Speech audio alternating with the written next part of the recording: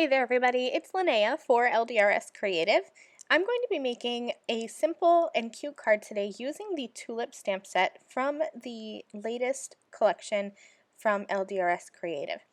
I'm using the tulip stamp set like I said, and I'm also going to be using the Pirouette pattern templates. So I'm starting at the base there with the Pirouette master template, and I have a piece of cardstock that's cut to A2 size, and I'm just lining up the top two corners. So if you're using an A2 sized card, you just want to line up two of the corners. Whether it's the top two or the bottom two, it doesn't really matter. That's just going to depend on where you want your pirouette to be. I want it to be towards the top of my card, so I'm lining up those top two corners with the 4¼ inch little hash marks up at the top there.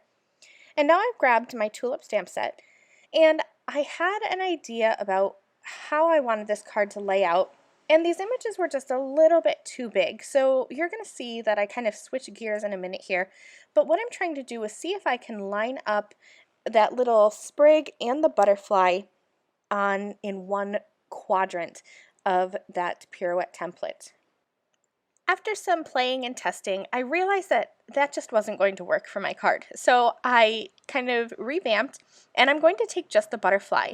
And I found that just that butterfly fit into one of those quadrants. You can see on the that template there that there's kind of like 8 little pie slices.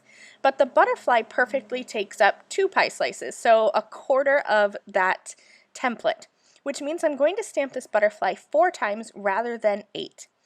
I'm using LDRS Creative Raven Hybrid ink, and I'm just turning this, and you can remove your cardstock and turn just your cardstock 4 times, but I mess that up a lot of times when I do that. So I find it's easier just to adhere my cardstock down and turn the template, especially if I'm only doing 4 turns.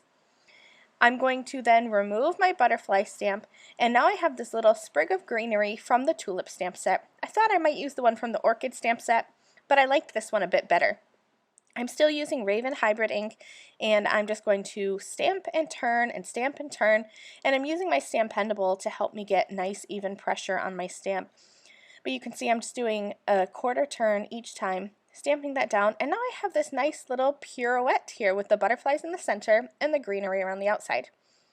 You can leave this as is. I love black and white cards, especially recently. I don't know why. You know how sometimes you have like little favorite things? I've been loving black and white cards, but I decided to add just a little bit of color here. So I'm going in with my alcohol markers, and I'm just going to color one of these sprigs on camera, but I'll use the same color combination on all of the other 3. Just using a darker green, blending it out with a lighter green, and then I'll do the same thing for that butterfly, starting with a darker yellow and just kind of adding some little dots of shading and then blending that out with a lighter yellow. And then I'll go ahead and color in the remaining 3 butterflies. So here's what my pirouette looks like, and you can see here that because I used an A2 size piece of cardstock, that pirouette is towards the top of my card.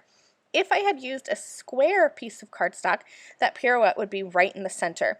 And I went back and forth between whether doing a centered square design or kind of an off-center, top-center A2 design, and that's what I went with.